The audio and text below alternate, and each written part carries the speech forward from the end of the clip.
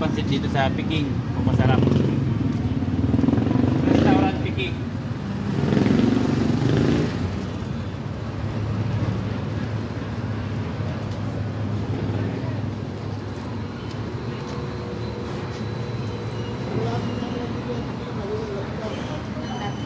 Kuya, nagpapabili ka ng sampu.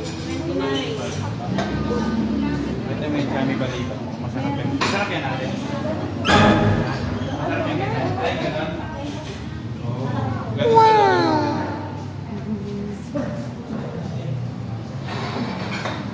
Saka ito pilaw.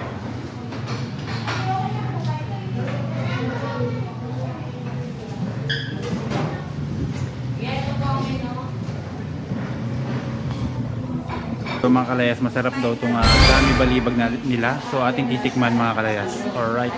So yan mga kalayas, ito yung menu nila sa Peking restaurant. O yan.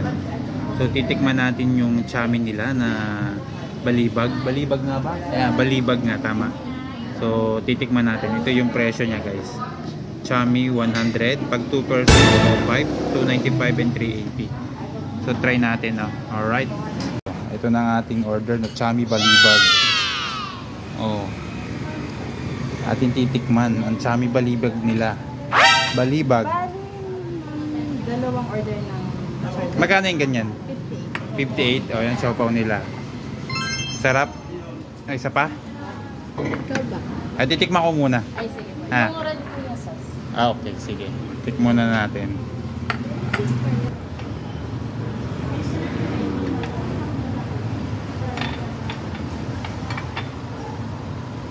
Napakasarap na.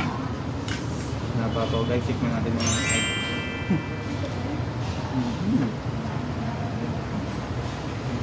Tikman natin nila yung balibag nila, yung kami nila. Best seller nila daw dito yung kami.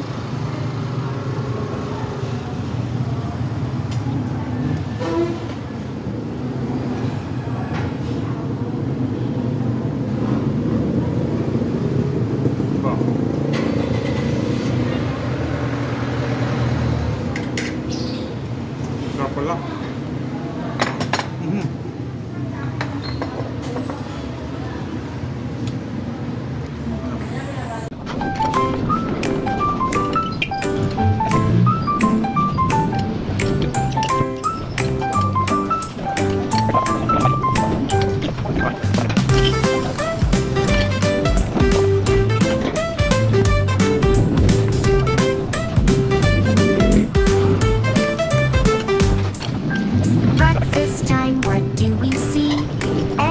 Toast and a cup of tea, milk and cereal, fruit so sweet. Let's all sit down and eat.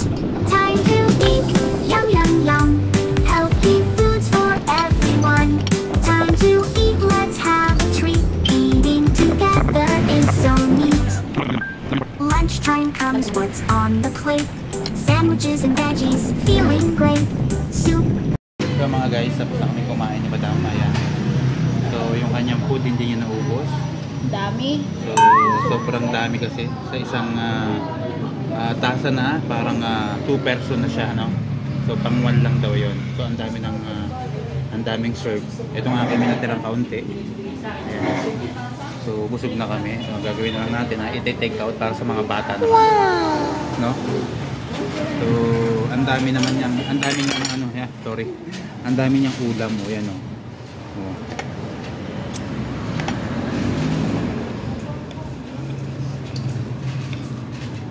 Oh.